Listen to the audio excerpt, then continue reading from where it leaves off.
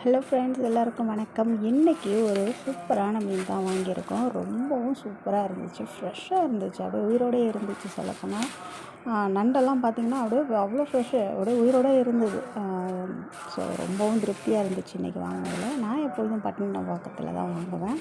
ஏன்னா அங்கே தான் நம்மளுக்கு வலையிலேருந்து மீன் வந்தோடனே அப்படியே அழகாக விற்பாங்க, ஃப்ரெஷ்ஷாக இருக்கும், ஐஸ் போடாத மீனாக இருக்கும்.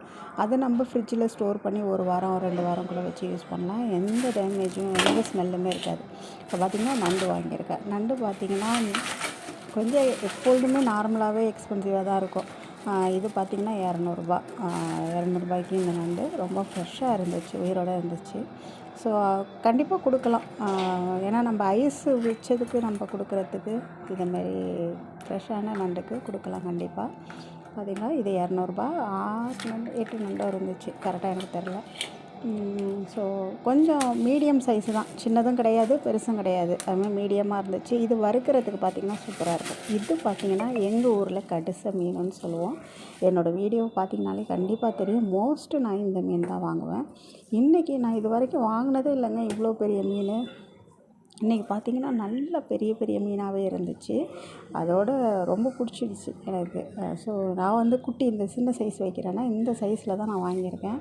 அதுவே பார்த்திங்கன்னா ஒரு 5-6 மீன் வச்சு இரநூறுபா கேட்பாங்க. இன்றைக்கி நல்லா பெருசாகவே இருந்துச்சு. இது பார்த்திங்கன்னா மீன் கரையவே கரையாது. இது அப்படியே 300ரூவான்னு கொடுத்துருந்தாங்க. இது 2 ஃப்ரீ.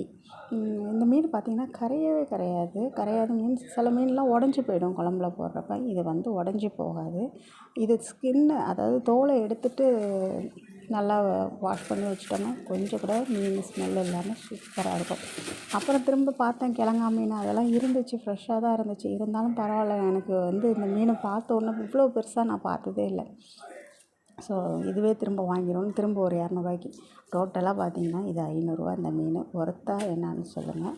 இன்றைக்கி இந்த மீன் தான் வாங்கினேன். ஒரே மீனாக வாங்கிட்டேன். எப்பொழுதும் பொடி மீன்லாம் வாங்குவேன், இந்த வாட்டி வாங்கலை. ஏன்னா பொடி மீன்லாம் பயங்கர, ஒரு 10 மீன் வச்சு 300ரூவா சொல்லிகிட்டு இருந்தாங்க. காரப்பொடி எல்லாமே ஒரு 10 பொடி வச்சு 200ரூபா அப்படின்னாங்க. ஸோ அதனால் நான் இது நல்லா பெருசாக இருந்துச்சு. இது வறுக்கவும் செய்யலாம், குழம்பும் வைக்கலாம். ஸோ இதே வாங்கிடுவோன்ட்டு 500ரூவாய்க்கு இதே வாங்கிட்டேன். ஒரே அண்ணாவாக முடிச்சிட்டேன். நண்டும் இந்த மீனும் தான் இன்றைக்கி வாங்கினேன். இந்த மீன் 500ரூபா ஒருத்தான்னு சொல்லுங்கள். நண்டு 200ரூபா, 250ரூபா வாங்கிக்கிட்டார்.